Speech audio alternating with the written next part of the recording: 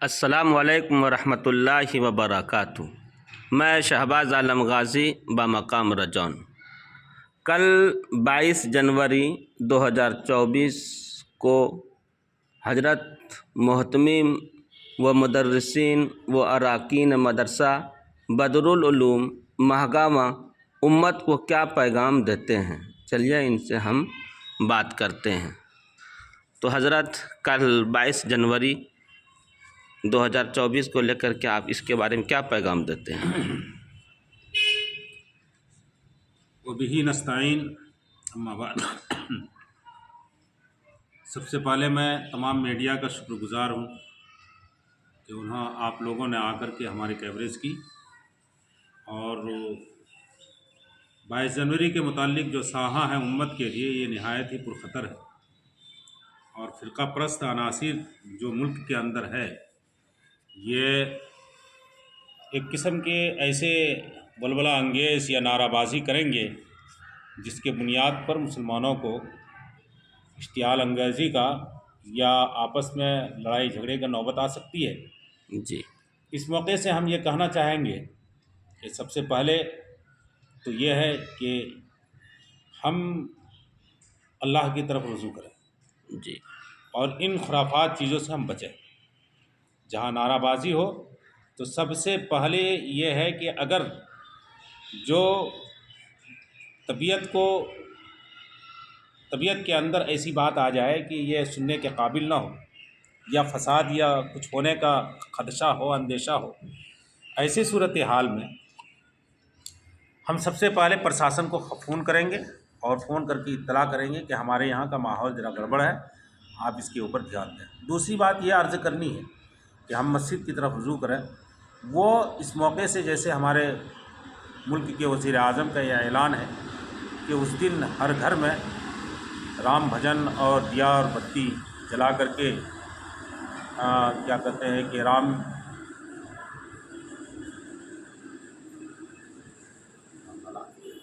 للا کریں گے، یا اس طریقے سے وہ کرنے کے لیے چاہ رہے ہیں، اعلان کیا ہے، تو ہمیں بھی اللہ کا ذکر کرنا چاہیے۔ مسجدوں میں بیٹھ کر کے قرآن کی تلاوت کریں، اللہ کا ذکر کریں، تسبیحات میں مشغول ہو۔ ظاہر بات ہے کہ جب اللہ کی طرف رجوع کریں گے، اللہ تعالی ہمارے طرف ضرور اس سلسلے میں ہماری مدد فرمائیں گے، معاون ہوں گے، اور ان چیزوں سے ہم بچیں گے۔ اس لیے ہم یہ عرض کریں گے کہ سب سے پہلے اپنے آپ کو اللہ کی طرف رجوع کریں، اور کچھ بھی اس سلسلے میں کچھ کہنا زیادہ مناسب یہ نہیں ہے کہ کچھ کہا جا سکے۔ بابری مسجد کو لے کر کے آپ کے بارے میں کیا ہے کہ بابر نے مندر کو توڑ کے مسجد بنوائی تھی؟ دیکھیے، اس سلسلے میں حکومت کا ملک کے سب سے بڑی عدالت سپریم کورٹ کی طرف سے جو فیصلہ آیا، جی، اس فیصلے نے صاف ظاہر کر دیا ہے کہ بابر نے مندر توڑ کر کے مسجد نہیں بنوائی۔ جی، ایک بات۔ دوسری بات یہ ہے کہ مسجد جو ہے وہ مسجد اپنی جگہ پر بنی ہے، کوئی مندر نہیں توڑی گئی ہے۔ زمین جو ہے وہ مسلمانوں کی زمین ہے۔ تیسری بات یہ ہے کہ جس نے اس میں مورتی رکھا اس نے بھی ظلم کیا، اور وہ بھی مجرم ہے۔ چوتھی بات یہ ہے کہ جس نے مسجد کے ڈھانچے کو منہدم کیا وہ بھی مجرم ہے۔ یہ کہنے کے بعد تب جا کر کے سپریم کورٹ یہ کہتی ہے کہ چونکہ ہندوؤں کا آستھا اس زمین سے ہے، اس لیے اس جگہ کو رام مندر کے لیے ہم اعلان کرتے ہیں۔ یہ بات ہے، یہ نہیں کہ اس وقت ہی ہماری جیت ہو چکی تھی جس وقت کہ یہ اعلان ہوا کہ یہ مندر توڑ کر کے مسجد نہیں بنائی گئی ہے، بلکہ مسجد اپنی جگہ پر بنی ہے، اور یہ مسلمانوں کی زمین ہے۔ اور اسی طریقے سے کیا کہتے ہیں کہ جس نے اس میں مورتی رکھا اس نے بھی ظلم کیا، اور جس نے مسجد کے ڈھانچے کو توڑا اس نے بھی ظلم کیا، وہ بھی مجرم ہے۔ تو یہ ہمارے تو جیت ہے اس سلسلے میں، اور سپریم کورٹ کا چونکہ یہ آدیش تھا اور فیصلہ تھا، اس لیے تمام مسلمانوں نے بحسن خوبی اس کو قبول کر لیا، اور اس میں مسلمانوں کی کسی طریقے سے چوچرا کرنے کی بھی ضرورت نہیں ہے۔ لیکن آج کے دن کا یہ جو مسئلہ ہے کہ 22 تاریخ کا جو رام مندر کا ادگھاٹن جو کر رہا ہے نا، جی تو یہ تو ان کے آستھے کے مطابق بھی نہیں چل رہا ہے، اس لیے کہ کوئی بھی مندر جب مکمل ہو جاتی ہے تب ان کے یہاں بھگوان کو رکھا جاتا ہے، لیکن ابھی مندر مکمل بھی نہیں ہوئی ہے۔ یہ تو ہم سمجھتے ہیں کہ ملک کو کے اندر سیاسی طور پر انہوں نے یہ کام کیا ہے۔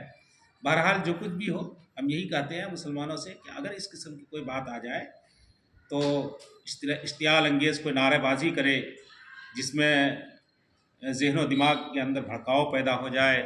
یا مسلمان آپس میں اپنے یہ کیا کہتے ہیں کہ صبر کو